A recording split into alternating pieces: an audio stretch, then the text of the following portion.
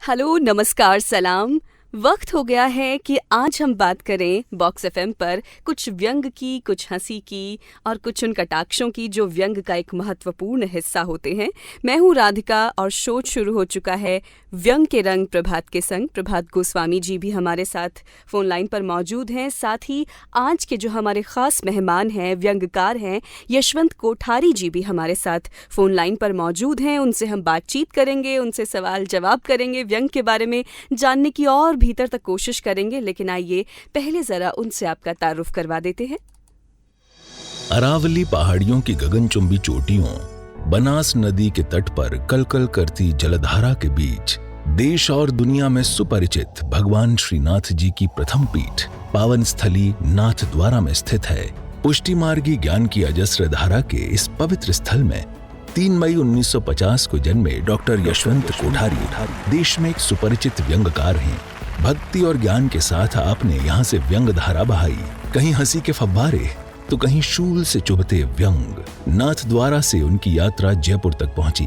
धर्मयुगीन व्यंगकार यशवंत कोठारी ने MSc तथा आयुर्वेद रत्न तक की शिक्षा अर्जित की। आपके व्यंग देश के सभी प्रमुख समाचार पत्रों पत्रिकाओं में प्रकाशित हो चुके हैं और ये सिलसिला अनवरत जारी है। आपने व्यंग, बाल साहित्य, आयुर्वेद, कला एवं संस्कृति जैसे अनेक विषयों पर 41 किताबें लिखी, जिनमें 4 पुस्तकें अंग्रेजी में भी शामिल हैं।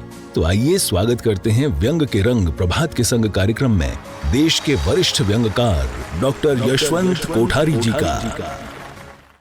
जी, डॉक्टर यशवंत कोठारी जी के बहुत बहुत स्वागत के साथ हम आज का कार्यक्रम शुरू करते हैं और आगे की बागडोर में सौंपती हूँ प्रभात सर को। जी सर। शुक्रिया राधिका और स्वागत है डॉक्टर यशवंत कोठारी जी आपका। नमस्कार साहब, मैं आपका आभारी हूँ, आपने मुझे अवसर दिया। जी, अवसर हम आपसे ले रहे हैं बातचीत करने का। आप जैसे मनीषी जो इतने सालों से धर्मयुगीन दौर से लिखते आ रहे हैं, हम खुद इस मंच पर आपको बुलाकर बहुत खुश हैं। बातचीत का सिलसिला शुरू करते हैं। जी। यशवंत जी, हर व्यक्ति के जीवन में साहित्य से जुड़ाव माँ की गोद से ही होने लगता है। माँ की लोरियां, बाल कविताएं सुनते हुए एक संस्कार मिलता है। उसके बाद थोड़ा बच्चा जब समझने लायक हो जाता है, चलने लग जाता है, कुछ समझता है, तब हम उनको कई तरह की पंचतंत्र की कहानियां, रामायण महाभारत के किस्से जैसी बहुत सी कहानियां उनको सुनाते हैं। ऐसी परिस्थिति में यह माना जाता है कि साहित्य बचपन से आदमी के साथ रहता है और जिस उम्र की परिपक्वता के साथ साहित्य के ढांचे में ढलना शुरू कर देता है। वैसे यह भी जरूर नहीं कि लालन पालन की इस प्रक्रिया से गुजरने वाला हर व्यक्ति लेखक ही होता है। आपके जीवन में साहित्यिक लेखन की शुरुआत सबसे पहले कब हुई थी? जब मैं बहुत छोटा था और नाथद्वारा में पढ़ता था, तो हमारे गांव में 2 बड़े पुस्तकालय थे। एक जिला पुस्तकालय नाथद्वारा और एक साहित्य मंडल नाथद्वारा।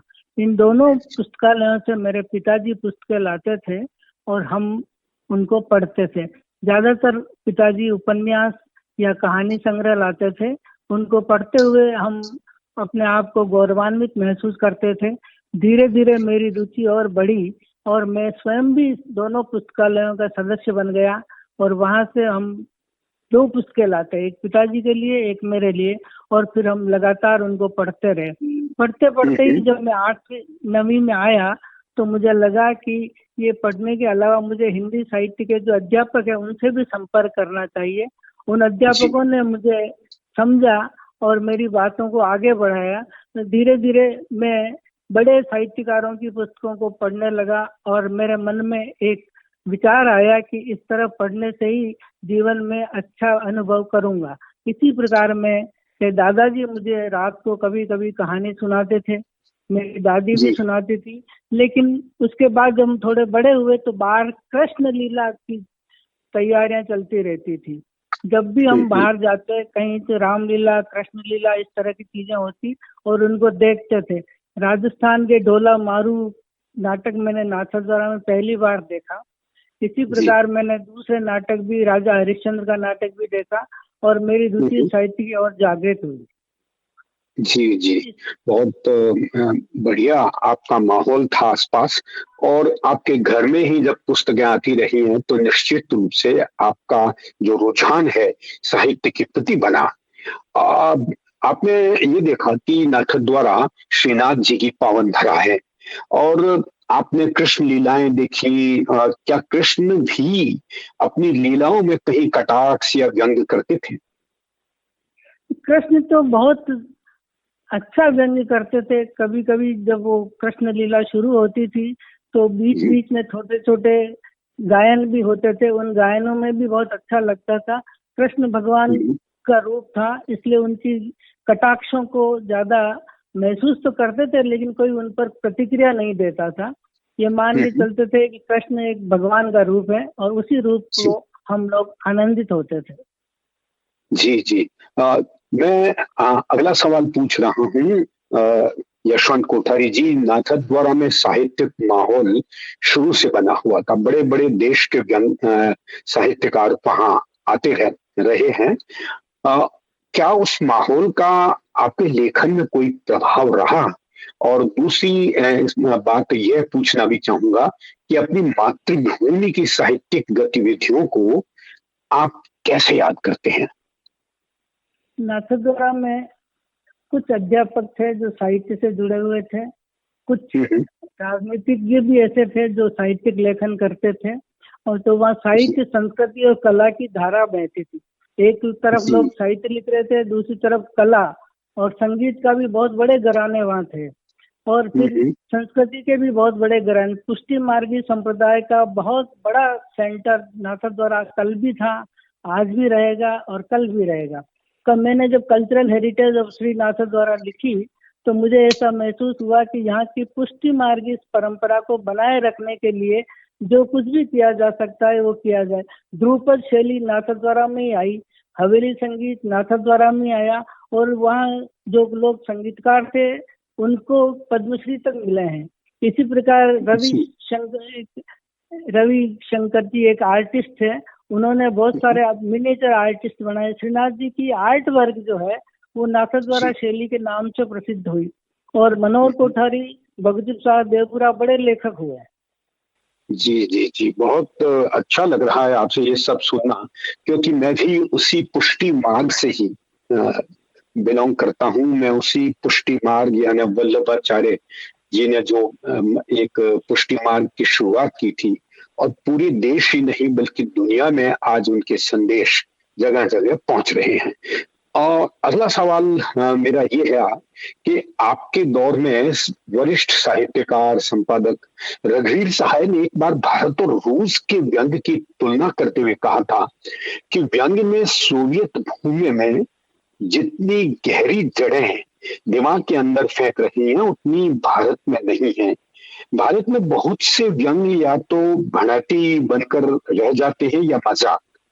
क्या आज भी कमोबेश यही हालात आपको नजर आ रहे हैं? और बहुत से वरिष्ठ साहित्यकार समय समय पर ऐसा कहते भी आ रहे हैं। आपका क्या विचार है? व्यंग्य विदेशों की तुलना में भारत में कमजोर था ऐसा मैं नहीं मानता। सबसे जी बड़ी परेशानी हमारे यहाँ ये हुई कि हमारा जो हिंदी साहित्य का खड़ी बोली का इतिहास है वो 150 पौने 200 साल पुराना ही है। इसलिए 150 पौने 200 साल पहले व्यंग्य साहित्य में था या नहीं इसकी चर्चा आजकल हिंदी वाले लोग नहीं करते। लेकिन आप रामचरितमानस देखें, महाभारत देखें या अपने दूसरे धार्मिक ग्रंथ, पौराणिक ग्रंथ देखें तो उनमें व्यंग्य की धारा अजस्र धारा बह रही है। जब शिव जी की बारात की कल्पना रामचरितमानस में तुलसीदास जी ने की तो जस दूल्हा तस बराता लिखा उन्होंने। इससे पता लगता है कि जैसा दूल्हा है नंग धड़ंग दिगंबर वैसे ही बाराती भी होंगे। और इसी तरह जब महाभारत की बात हुई तो नरो वा कुंद्रो अश्वत्थामा हतो हतो नरो वा कुंद्रो वाली बात आई। अब बहुत कम लोग इसको समझ पाएंगे कि बहुत पूरा महाभारत के युद्ध का माहौल ही बदल गया इस एक वाक्य से। ये बहुत बड़ा व्यंग्य था। इसी तरह से द्रौपदी ने जो एक छोटी सी बात कही उसको मैं शब्द नहीं दूंगा, जिससे पूरा महाभारत शुरू हुआ। और बीच बीच में जब भी अवसर मिला कृष्ण ने अर्जुन को या कर्ण को शाब्दिक बाणों से मारा। ज्यादा जरूरी नहीं था वो, ठीक है, एक बाण से मृत्यु तो आनी है। इसी तरह से रामायण को देखिए आप, विभीषण ने जो है बार बार कहा है ऐसी बातें कि राम आप ऐसे हो, कृष्ण वो सॉरी रामायण ऐसे है, तो ये बातें चली। लेकिन हमने क्या किया, हमने 150 साल में राम को सीमित कर दिया। आप कबीर को देखिए, 600 साल पहले कबीर ने जो बातें लिखी वो आज भी अक्षर से सत्य है। तो जंग पुराना नहीं है, ऐसा नहीं है, जंग है, लेकिन उस तक हम पहुंच नहीं पा रहे हैं या उसको हम चर्चा में नहीं लाना चाहते। हम तो अभी वही 150 साल की बात करते हैं। जी जी, बिल्कुल सही बात कही आपने। और आगे बढ़ते हैं। ये सवाल एक आपसे और पूछ रहा हूँ और इसके बाद राधिका की मधुर आवाज में हम आपका एक व्यंग भी सुनेंगे। मेरा अगला सवाल है यशवंत जी की, व्यंग्य कविता में भी बड़े प्रभावी तरीके से आया। निराला, धूमिल, गोपाल कृष्ण कौल, गोपाल प्रसाद व्यास से लेकर काका हाथरसी जैसे मूर्धन्य कवियों ने कविता में चुभते हुए व्यंग्य किए, और काका जी ने तो व्यंग्य के साथ हास्य की जो अजस्त्र धारा प्रवाहित की, जो आज भी लोग उनको नहीं भूल पाए हैं। लेकिन आज आप देख रहे होंगे कि बहुत ही कम कवि ही ऐसे हैं जो कविता में व्यंग को प्राथमिकता दे रहे हैं। आपकी इसकी क्या वजह मानते हैं? आजकल कविता दो तरह की हो गई है, एक मंची कविता, एक गंभीर कविता। जो लोग गंभीर कविता लिखते हैं वो मंच तक नहीं जाते हैं, जो लोग मंची कविता लिख रहे हैं वो गंभीर कविता की ओर ध्यान नहीं देते। उनका उद्देश्य केवल ये है कि मंच पर सुनाने से श्रोता वाह वाह करे और उनको एक मोटा लिफाफा मिले। हमारे एक मित्र ने एक पूरा उपन्यास इस विषय पर लिख दिया, लिफाफे में कविता। और जहाँ तक अगर आप बात करें आज की गंभीर कविता की, तो बिल्कुल अलग लाइन पर चल रही है और मंची कविता बिल्कुल अलग लाइन पर चल रही है, और दोनों में कोई सामंजस्य भी नहीं है। जो मंच वाले हैं वो गंभीर कविता को कुछ नहीं समझते, जो गंभीर कविता लिखने वाले हैं वो मंच की कविता को कुछ नहीं समझते, उसको साहित्य मानने से मना कर देते हैं वो लोग। तो ये एक फर्क है।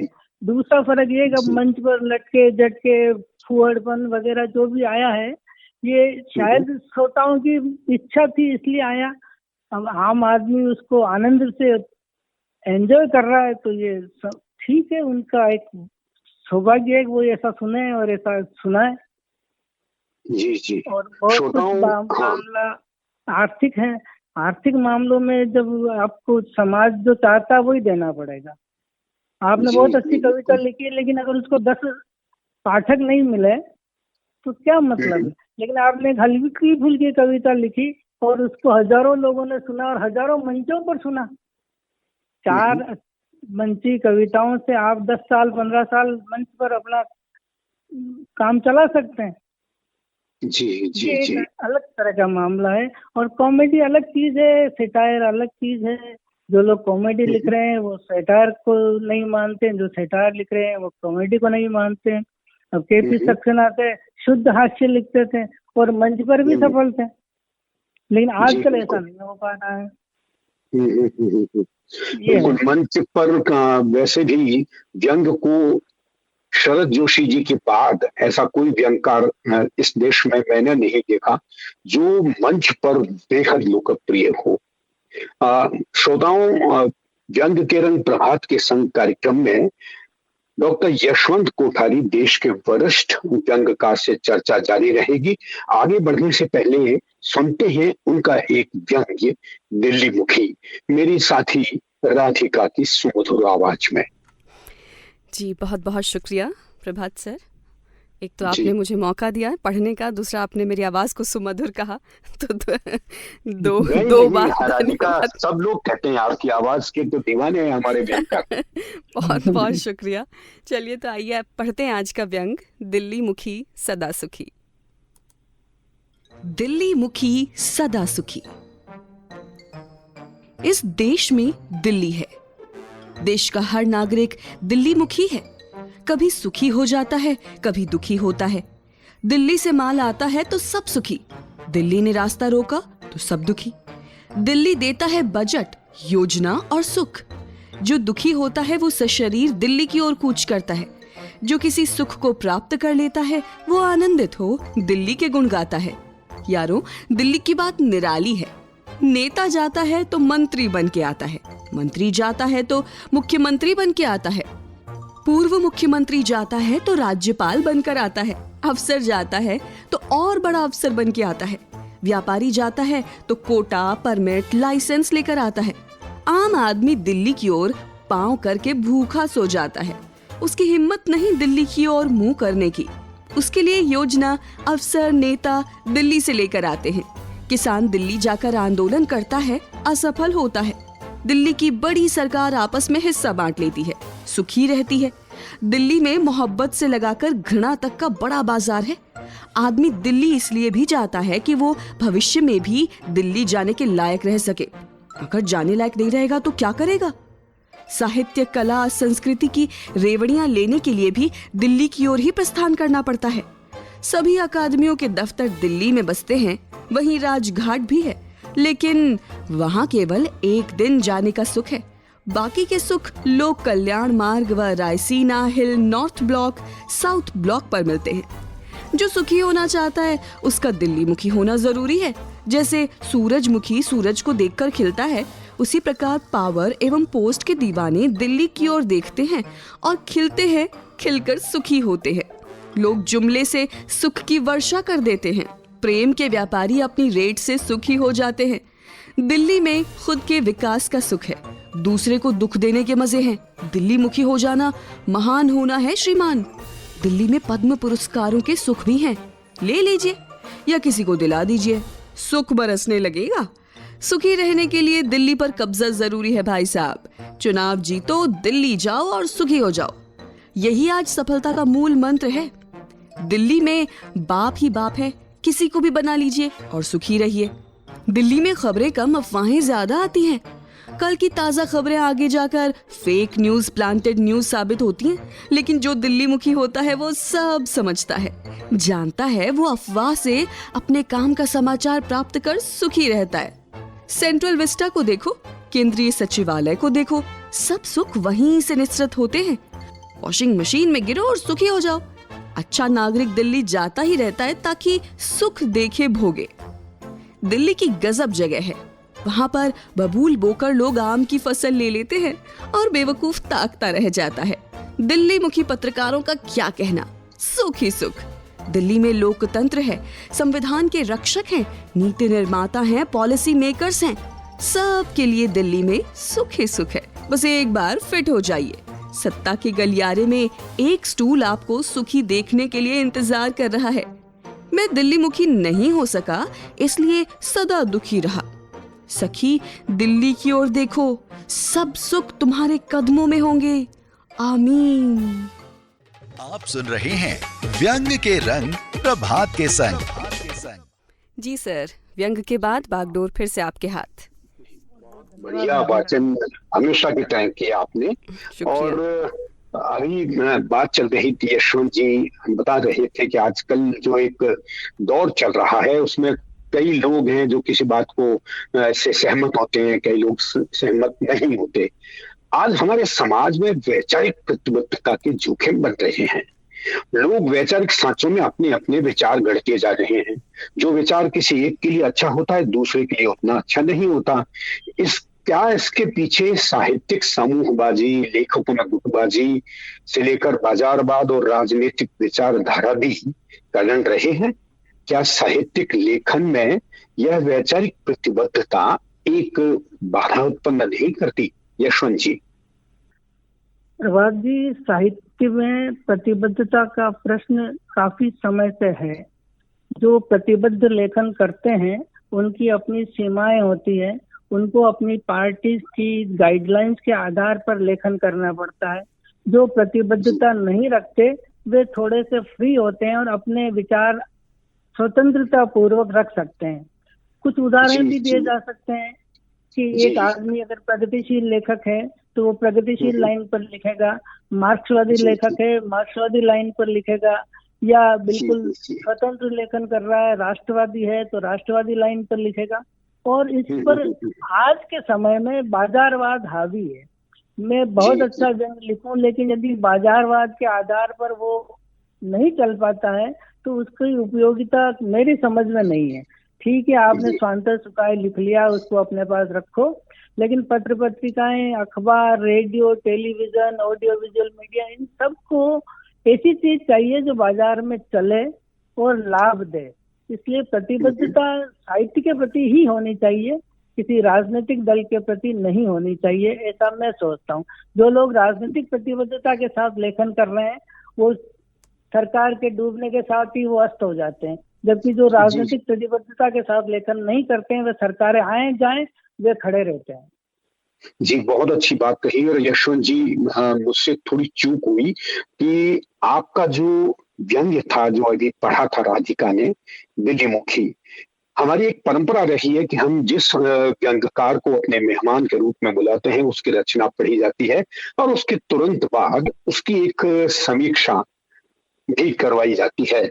और हमारे साथी श्री अतुल कनक, जो देश के जाने माने व्यंग्यकार तो हैं ही, मंचीय कवि भी रहे हैं और कोटा से हमारे साथ जुड़े हुए हैं, और वो आज दिल्ली मुखी व्यंग्य की समीक्षात्मक टिप्पणी प्रस्तुत कर रहे हैं। अतुल जी का स्वागत है। यशवंत कोठारी राजस्थान के वरिष्ठ व्यंग्यकार हैं। मेरी पीढ़ी और मेरे बाद की पीढ़ी ने, बहुत से लोगों ने उनकी रचनाओं को पढ़ पढ़ कर व्यंग के क ख ग को सीखा है। दिल्ली मुखी सदा सुखी उनका व्यंग राजधानियों से आने वाली अफवाहों और राजधानियों में मिलने वाले सुखों के लालच, उन सबकी पोल खोलता सा निकलता है।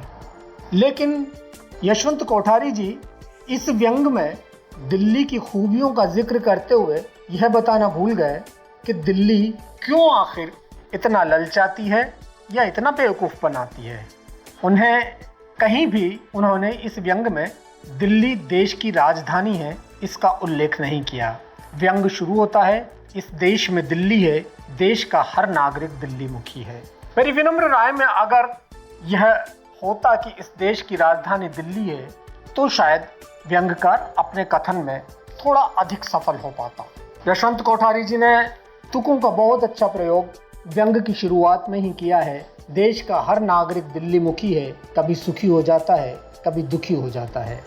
उनकी वरिष्ठता, उनके व्यंग के पंच जगह जगह देखने को मिलते हैं। दिल्ली की बात निराली है, नेता जाता है तो मंत्री बन के आता है, मंत्री जाता है तो मुख्यमंत्री बन के आता है, पूर्व मुख्यमंत्री जाता है तो राज्यपाल बन के आता है, अफसर जाता है तो और बड़ा अफसर बन के आता है, व्यापारी जाता है तो कोटा परमिट लाइसेंस लेकर आता है। एक और जगह पर वो लिखते हैं, दिल्ली में मोहब्बत से लगाकर घराना तक का बड़ा बाजार है। अगर इस बात को दिल्ली में मोहब्बत से लगाकर घराना तक का चोर बाजार है कहा जाता तो दिल्ली में लगने वाले एक खास बाजार की बात से व्यंग थोड़ा सा और मुखर हो जाता।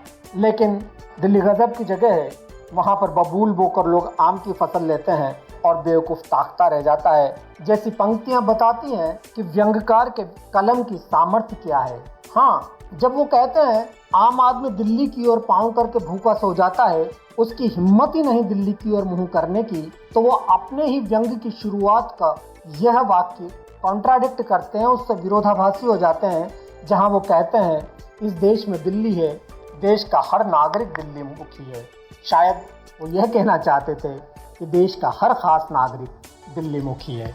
लेकिन यशवंत कोठारी जी का ये व्यंग की सामर्थ्य को रेखांकित करता है और साधारण शब्दों में गहरी बात किस तरह से कही जा सकती है यह सुनने वाले को समझाता है और पढ़ने वाले को सिखाता है।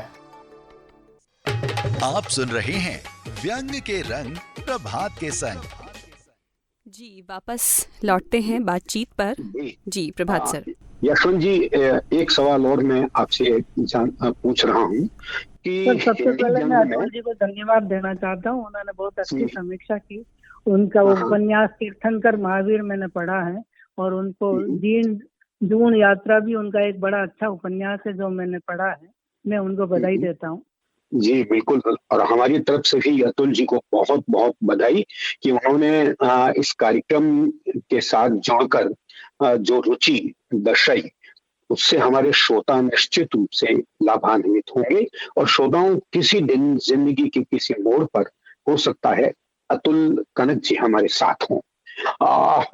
यशवंत जी, हिंदी व्यंग में शहरी जीवन पर तो बहुत व्यंग लिखे और लिखे ही जा रहे हैं, जबकि बड़ी आबादी हमारे देश की गांव में बसी हुई है, जहां अंधविश्वासों, बाल विवाह, जातिवाद, शोषण, अगड़े बनाम पिछड़ों की तुलना, महिलाओं के प्रति एक अलग दृष्टिकोण जैसी ढेरों विसंगतियां हैं। लेकिन इन पर व्यंग उतने नहीं लिखे गए जितने लिखे जाने थे। व्यंग में श्रीलाल शुक्ल जी के कालजयी व्यंग उपन्यास राग दरबारी के अलावा ग्रामीण पृष्ठभूमि पर किसी और की चर्चा कम होती है। यदि कोई चर्चा में है यशवंत जी तो आप बता देना, और आप क्या सोचते हैं इस बारे में?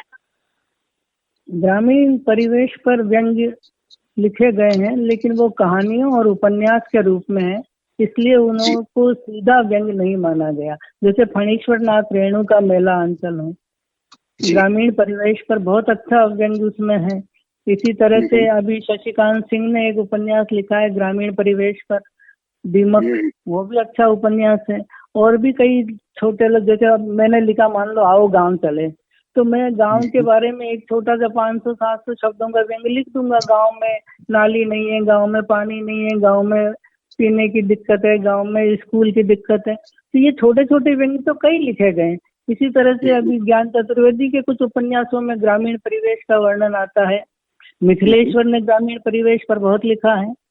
तो ग्रामीण परिवेश पर लिखा गया है, लेकिन शहर में रहने वाला ही पत्र पत्रिकाओं, अखबारों, टीवी चैनल तक पहुंचता है, इसलिए वो शहर की विसंगतियों और शहर की समस्याओं को ज्यादा उठाते हैं।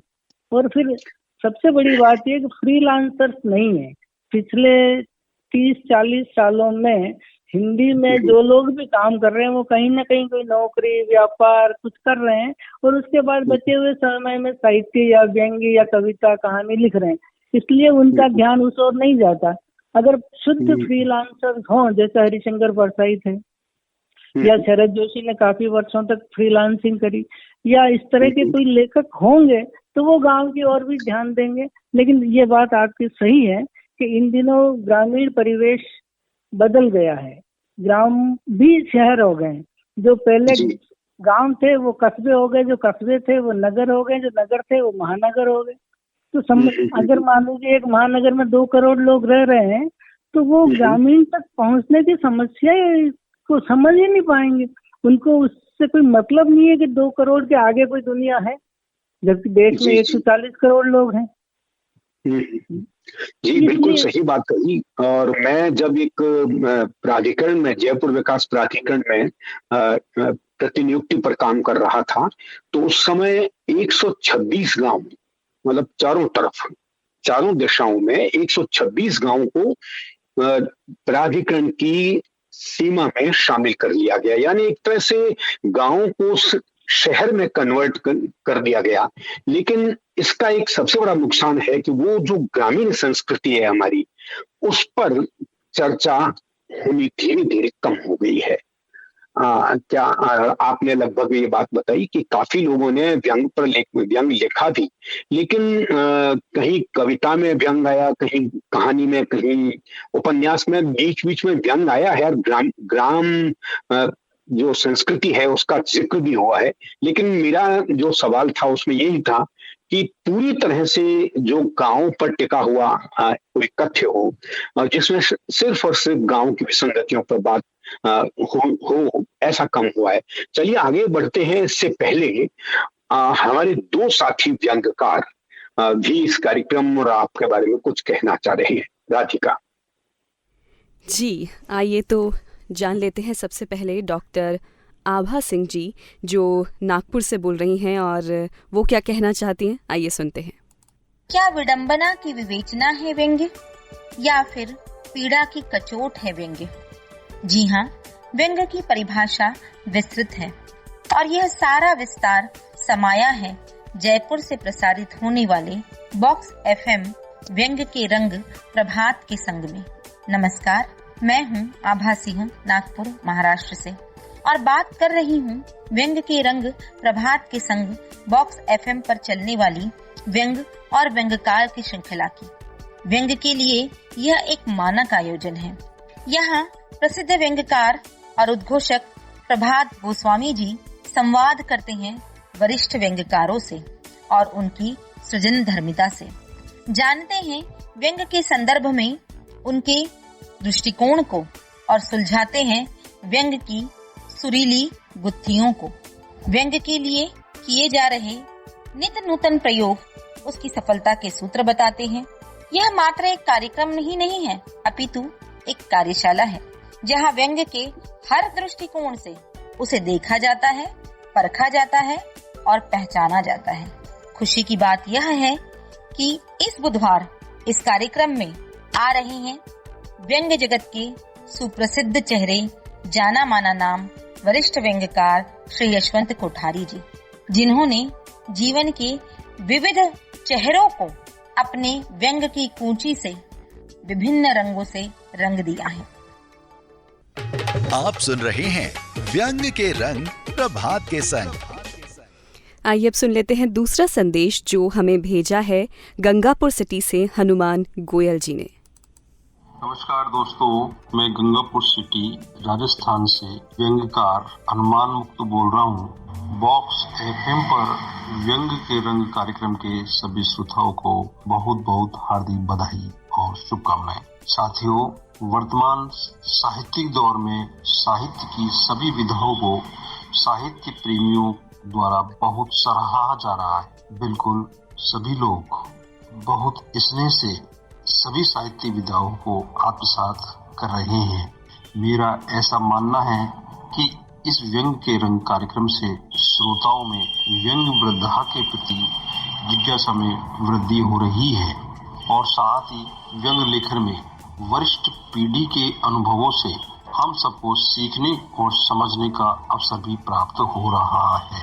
राजस्थान के वरिष्ठ व्यंगकार आदरणीय यशवंत जी कोठारी, जिन्होंने व्यंग के बारे में बहुत कुछ लिखा है, बहुत व्यंग लिखे हैं, उन्होंने व्यंग को जिया है, उन्होंने बहुत लंबी लकीर खींची है। उन्हें सुनना ज्ञान की गंगा में स्नान करने के समान है।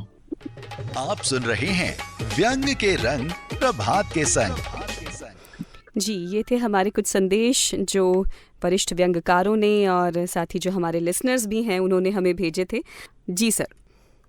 जी यशवंत जी, एक सवाल जो हमने आपसे ग्रामीण परिप्रेक्ष्य में किया था, एक और सवाल है मेरा कि व्यंग लेखन में विदेशों में रहने वाले या रोजगार के लोभ लालच में विदेश में फंस जाने वाले लोगों की अपनी एक पीड़ा होती है, जो समस्याओं से जूझते हैं और शोषण का शिकार होते हैं। हर आदमी की इच्छा जरूर होती है कि वो एक दिन विदेश जाए। तो इस तरह की जो अब प्रवासियों की समस्याएं हैं, वहां जो जीवन की विसंगतियां हैं, उन पर भी व्यंग कम लिखा गया। अंतर्राष्ट्रीय समस्याओं पर भी व्यंग लेखन हमारे यहाँ पर कम हुआ है। आपके विचार में इसके पीछे क्या कारण रहे हैं यशवंत जी? सबसे पहले तो मैं आभा सिंह जी और हनुमान मुक्त जी को धन्यवाद देना चाहूंगा कि उन्होंने अपनी प्रतिक्रिया व्यक्त की। जहां तक विदेशी समस्याओं पर व्यंग लेखन की बात है, ज्यादातर व्यंग इसलिए नहीं लिखे गए कि उन दिनों आज से 25-30 साल पहले विदेशों तक जाने की कोई परंपरा ही नहीं थी। शरद जोशी या हरिशंकर परसाई या जो भी नियमित लेखन करने वाले लोग थे, उन्होंने कभी विदेश को गए नहीं, या गए तो कुछ समस्याओं को उनका दो चार नहीं होना पड़ा। तो अब जो लोग जा रहे हैं, चाहे वो तेजेंद्र शर्मा हो, चाहे वो दूसरे लोग हों, उन लोगों ने वहां जाकर के ये महसूस किया कि हमें एक विदेशी समझा जा रहा, हमें दूसरे दर्जे का नागरिक माना जा रहा है और वहाँ के जो स्थानीय नागरिक है वो हमें बराबर का दर्जा नहीं देते हैं। तो इस विषय पर प्रवासी भारतीयों को लेखन करना चाहिए। मैं जब 2 बार यूएस गया और वहाँ की यूनिवर्सिटीज में मैं गया, तो वहाँ जो हिंदी विभाग है, जिनका काम केवल छात्रों को हिंदी पढ़ाने का है, भाषा, साहित्य, व्याकरण सब वो लोग पढ़ाते हैं। तो मैंने उन लोगों से बात की, भाई यहाँ पर किस तरह की समस्या है। तो पहली समस्या जो उन्होंने बताई वो ये थी कि पूरी अमेरिका में सिलेबस की एक रूपता नहीं है। हिंदी का सर्टिफिकेट कोर्स, हिंदी का डिप्लोमा कोर्स, हिंदी का डिग्री कोर्स, तीनों चलते हैं। साहित्य भी पढ़ाई जाती है, भाषा भी, लेकिन उनमें एक रूपता नहीं है। एक यूनिवर्सिटी क्या पढ़ा रही है, दूसरी यूनिवर्सिटी क्या पढ़ा रही है, तीसरी यूनिवर्सिटी क्या पढ़ा रही है, और ये सब जो है वहाँ पर स्ववित्त पोषित कार्यक्रम होते हैं, यानी छात्रों से फीस ली जाती है, उसी से अध्यापकों को पेमेंट मिलता है और वो ये उनको सिखाते हैं। तो उनको अगर आप एक रूपता लाएंगे तो समस्याएं कुछ कम होगी, ऐसा मैं सोचता हूँ। और जहाँ तक विदेशी में रहने वाले जो वहाँ के नागरिक हो गए वो तो ठीक है, लेकिन जो नागरिक नहीं हो पाए या जो नागरिक होने की प्रक्रिया से गुजर रहे हैं, बहुत खराब स्थिति है। जैसे मैक्सिको के 2 करोड़ लोग अमेरिका में रह रहे हैं, उनकी समस्याएं वही है जो भारत के 30 लाख लोगों की है, या 50 लाख जापानियों की है, या 1 करोड़ चीनियों की है, लेकिन वो सब अलग अलग हैं। और भाषा की समस्या है, बोलने की समस्या है, ज्यादा आजादी वहाँ भी नहीं है लोगों को सत्ता के खिलाफ बात करने की, यहाँ भी नहीं है। हाँ, अगर कोई इस पूरे माहौल को लेकर के उपन्यास लिखे या बड़ा व्यंग्य लिखे तो ये अभी संभावनाएं हैं, और शायद भविष्य में कोई अच्छा लेखक निकल रहे हैं लोग। हिंदू जैन कथा सम्मान जो दिया जाता है वो इस ओर ध्यान देना चाहिए, ऐसे लोगों को दे जो विदेशों में रहने वालों की समस्याओं को हल करें। जी जी जी, बिल्कुल सही बात कही आपने। और ये बहुत जरूरी भी है कि अब लाखों की संख्या में लोग हमारे भारत से विदेशों में बस भी गए हैं। बहुत ऐसे लोग हैं जो अच्छी स्थिति में हैं, लेकिन कई ऐसे भी लोग हैं जो समस्याओं से घिरे रहते हैं। खैर, आगे चलते हैं। आज व्यंग की जब भी चर्चा होती है, व्यंग पर कोई सेमिनार होता है, संगोष्ठी होती है, या कई बार कोई विशेष आयोजन होता है, तो व्यंग की चर्चा सिर्फ और सिर्फ हरिशंकर परसाई, शरद जोशी और रविन्द्रनाथ त्यागी और श्रीलाल शुक्ल से आगे नहीं बढ़ पाती। और समकालीन व्यंगकारों की भी अगर हम चर्चा करें तो डॉक्टर ज्ञान चतुर्वेदी, डॉक्टर हरीश नवल और डॉक्टर प्रेम जन्मेजय की चर्चा से आगे कोई चर्चा नहीं होती। इसे क्या समझा जाए? चर्चा सभी की हो रही है, किसी की कम, किसी की ज्यादा। कोई अच्छा लिख रहा है, कोई मध्यम लिख रहा है, कोई हल्का लिख रहा है। जो एक साहित्य में परंपरा रही है, कम से कम हिंदी साहित्य में ऐसी परंपरा है कि गुट बने हुए हैं। एक आदमी अपने आप को मठाधीश घोषित कर लेता है और वो अपने 5, 7, 10 शिष्यों को इकट्ठा कर लेता है और वो सब मिल करके एक दूसरे की वाहवाही करते हैं। अहो रूपम अहो ध्वनि की बात होती है, तू मेरी पीठ खुजा, मैं तेरी पीठ खुजाता हूँ। तो इसमें नुकसान जो हो रहा है ना, वो व्यंग्य का हो रहा है। उन मठाधीशों का कुछ नहीं बिगड़ने वाला। शिष्य हैं, वो मठाधीश बनना सीख गए और खुद अपना मठ लगा लेंगे। देखिए आप, इस तरह से नुकसान हुआ लतीफ गोंगी का, जिनने खूब अच्छा लिखा, बहुत श्रेष्ठ लिखा, लेकिन किसी ने उनको नहीं माना। बालेंद्र शेखर तिवारी ने अच्छा लिखा और बहुत अच्छे आलोचक थे, उनको किसी ने नहीं माना। अशोक शुक्ल हैं, उन्होंने खूब अच्छे उपन्यास लिखे हैं, हल्के भाषा में, कहीं कोई बात नहीं कही, लेकिन उन तक लोग नहीं पहुंचना चाहते। वो क्यों पहुंचना चाहते हैं? कहाँ पर? जहाँ से क्या लाभ लिया जा सकता है। आज मैं हूँ, अगर किसी लाभ के पद पे हूँ तो मुझे 10 लोग तुरंत पहचान लेंगे। यदि एक्स लाभ के पद पे है तो बाकी के मेल जो मेरे पास आए थे ना, वही एक्स के पास चले जाएंगे। सरकारें बदली, अकादमी अध्यक्ष बदले, वही लोग जो पिछली अकादमी में एंजॉय कर रहे थे अभी फिर एंजॉय करेंगे। जी बिल्कुल सही कहा आपने। इस तरह की एक प्रवृत्ति बढ़ती जा रही है कि जो अकादमियों में अध्यक्ष होते हैं उनका प्रमुख उद्देश्य किसी अच्छी रचना को सम्मानित करना तो होता ही है, लेकिन उसके पीछे बड़ी संख्या में वो ऐसे लोगों को भी सम्मानित कर देते हैं जो किसी पार्टी विशेष की सरकार के समर्थक हो या उसकी विचारधारा को कहीं दूर तक पहुंचा सकें। तो इस तरह की जो एक प्रवृत्ति विकसित हुई है, उससे व्यंग का निश्चित रूप से नुकसान हुआ। व्यंग ही नहीं बल्कि कविता कहानी का भी नुकसान हुआ है। एक इसी से जुड़ा हुआ सवाल है कि आजकल साहित्यिक पुरस्कारों की जितनी छीछालियदर होती है उतनी पहले नहीं होती थी। कारण ये है कि एक सुयोग्य व्यक्ति ही पहले व्यंग हो, कहानी हो, संस्मरण हो, यात्रा वृत्तांत हो या कोई भी विधा हो, उन विधाओं में जो सर्वश्रेष्ठ लिखने वाले लोग थे उन्हीं को पुरस्कार दिए जाते थे।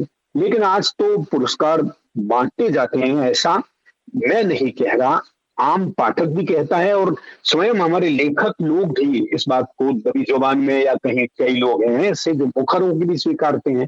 तो पुरस्कारों की ये छवि ऐसी क्यों बनी? पुरस्कारों में राजनीति काफी हद तक घुस गई है और ये तय किया जा रहा है कि जिसको हम पुरस्कार दे रहे हैं वो हमारे लिए क्या कर सकता है। अगर हम पुरस्कार लेने वाला लाभ का आदमी नहीं है तो उसको पुरस्कार देने का कोई मतलब नहीं है, ये मान लिया गया है। सब बहुत वर्षों पहले मंगला प्रसाद पारितोषिक मिलता था जो कुल 500 रुपए का होता था। उसकी जो प्रतिष्ठा थी वो आज के लाख, 5 लाख, 11 लाख रुपए के पुरस्कारों की भी नहीं है। श्रीलाल शुक्ल के नाम से 11 लाख रुपए का पुरस्कार इसको देता है, एक केंद्रीय सरकार की संस्था है वो, लेकिन प्रेमचंद के नाम पे कोई बड़ा पुरस्कार नहीं है। जी जी, ये बहुत गहरी विसंगति है। मतलब क्या प्रेमचंद से बड़े हैं श्रीलाल शुक्ल? नहीं है, कम से कम बहुत लोग मना कर। अब जब आपने ये तय कर लिया कि इस राजनीतिक दल की सरकार आएगी तो इसको अध्यक्ष बनाएंगे, वो इन लोगों को ऑब्लाइज करेगा, आपको आश्चर्य होगा कि अकादमियों में पूर्व में निलंबित लोगों को रख लिया गया, जो चार्ज सीटेड लोग थे उनको अकादमियों में रख लिया गया। अब जो पहले ही चार्ज सीटेड व्यक्ति है या जो पहले ही निलंबित व्यक्ति है वो क्या अच्छा काम करेगा? जी जी जी जी, नहीं कर सकता। उसकी तो मजबूरियां हैं जिसके सहारे वो खड़ा हुआ है या काम आना चाहता है, वो उन मजबूरियों को एनकेश करेगा, दूसरे लोग करेंगे। तो ये समस्याएं केंद्रीय अकादमियों में भी है, राज्यों की अकादमियों में भी है और निजी सम्मान संस्थाओं में भी है। जो निजी सम्मानित करने वाली संस्थाएं हैं उनकी अपनी कमजोरियां हैं। आप आश्चर्य करेंगे कि 101 रुपए और एक ई प्रमाण पत्र के लिए लेखक फ्लाइट से आ जाता है अपने खर्चे। जी जी जी, बिल्कुल भाई क्या जरूरत है यार आने की, कोई आवश्यकता क्या है? जी जी, लेकिन नहीं साहब, वो कुछ है उनके, कहीं ना कहीं कोई चीज है जो उनको टच करती है और जो टची लोग हैं वो तुरंत आ जाएंगे। आजकल तो लिखा ही पुरस्कार पाने के लिए हो रहा है, ऐसा लगता है। मैं ऐसे कई लेखकों को जानता हूँ जिन्होंने जितना लिखा उन सब में पुरस्कार उनको मिल गए, तो उनको लगता है कि हम सबसे बड़े लेखक हैं। लेकिन सबसे बड़ी बात ये है यशवंत जी कि मूल्यांकन जो होता है पुरस्कार के लिए, जहां तक उसमें तटस्थता नहीं आएगी, सही लोगों को पुरस्कार नहीं मिलेंगे और जो आपकी चापलूसी करते हैं या आप पर दबाव डलवा देते हैं या आपके दल के समर्थक जो होते हैं वो पुरस्कार लेके चले जाते हैं, जिनको बाद में कोई याद नहीं करता।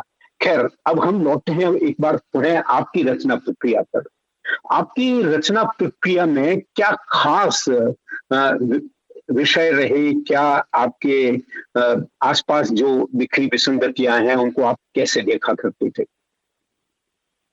मेरी अधिकांश व्यंग्य रचनाएं निम्न मध्यम वर्गीय समस्याओं पर आधारित है। ज्यादातर मैंने उन समस्याओं को लिया जो एक निम्न मध्यम वर्ग के व्यक्ति की परेशानी हो सकती। जैसे मकान बनाना एक परेशानी है।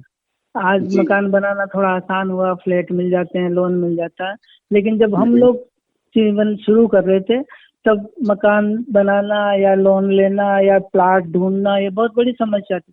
तो मैंने इस विषय को लेकर के लिखा मास्टर का मकान। मास्टर का मकान रचना जब लिख ली गई तो कई लोगों ने उसको रिजेक्ट कर दिया, छापने से मना कर दिया। अंत में दरिवग में छपी, वो साहित्य अकेडमी ने उस पर छपने के लिए ग्रांट दी और उसको साहित्य अकादमी पुरस्कार मिला। क्या बात है। तो कभी कभी ऐसी विसंगति होती। ऐसे ही मान लीजिए, आज तो खैर सब चीजें आसानी से उपलब्ध है, लेकिन आपको वॉशिंग मशीन खरीदनी है, रंगीन टीवी खरीदना है, आपको फ्रिज खरीदना है, तो ये आसान काम नहीं था आज से 40 साल पहले, 35 साल पहले। बड़ा मुश्किल था, मिलती नहीं थी चीजें, पैसा नहीं होता था, किस्तों पे लाते थे, किस्तों पर ब्याज ज्यादा लगता था। तो मैंने इन समस्याओं को, छोटी छोटी बातें, फ्रिज खरीदने की समस्या है, वॉशिंग मशीन खरीदने की, रंगीन टीवी की समस्या है, मकान बनाने की समस्या है, अच्छा सूट बनवाना चाहता हूँ मैं, लेकिन नहीं हो पाता। तो उस समय जब वेतन 3 अंकों में हुआ करते थे और घर परिवार की जिम्मेदारियां कम से कम राजस्थान में तो होती ही थी, ऐसी परिस्थितियों में यदि किसी ने अपनी निम्न मध्यम वर्गीय समस्याओं को उठाया तो लोगों को पसंद आई। आज वो समस्या, मैंने एक स्कूटर खरीदना, आज तो खैर चलो कार भी आसानी से मिल जाती है, लेकिन आज से 40 साल पहले एक स्कूटर या साइकिल या छोटा मोटा व्हीकल खरीदना बहुत मुश्किल था।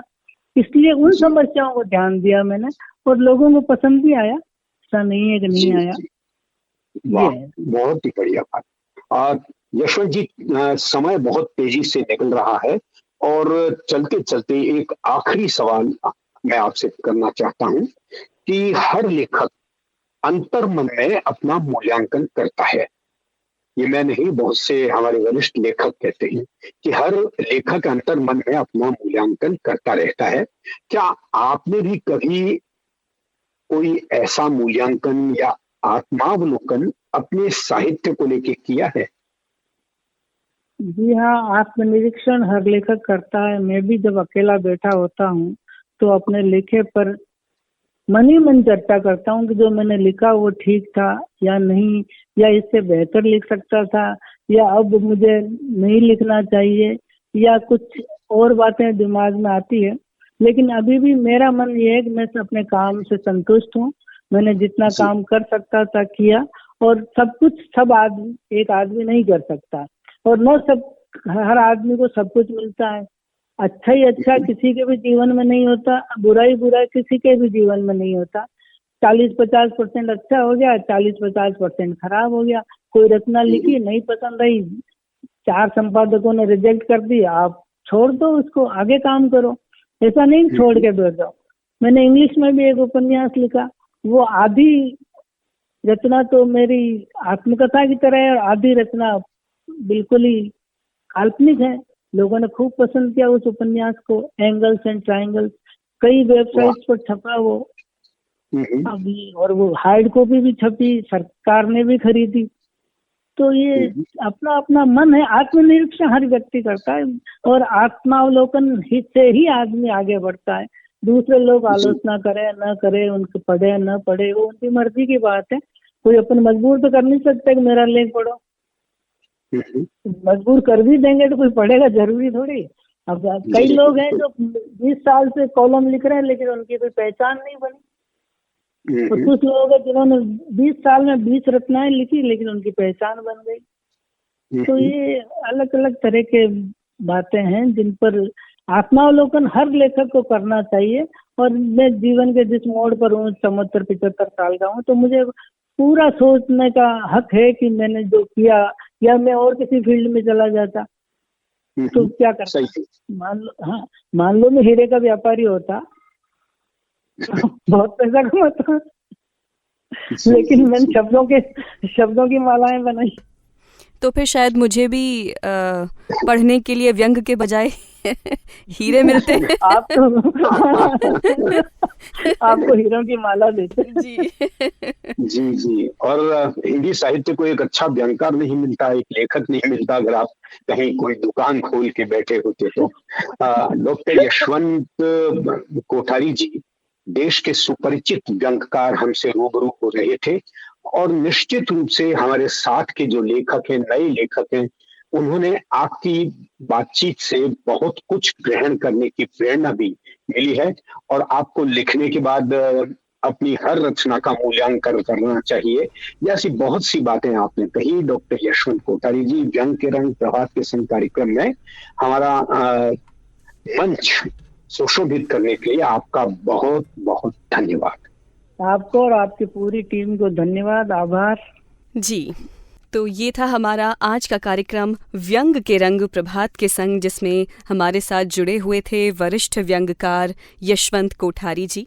उनसे बात करके बड़ा अच्छा लगा। व्यंग के बारे में जो गहराई से बातें जानने को मिली, समाज में व्यंग को लेकर क्या है, वो किस तरह व्यंग को देखता है और व्यंग का सफ़र तब से लेकर अब तक कैसा रहा, इन सब पे उन्होंने बात की। और आई एम श्योर जो भी व्यंग को लिखना, पढ़ना, सुनना पसंद करते हैं या जो नहीं भी करते हैं, जो अब एक्सप्लोर कर रहे हैं, उनके लिए एक बहुत ही सुंदर और एक बहुत ही इन्फॉर्मेटिव सेशन रहा होगा।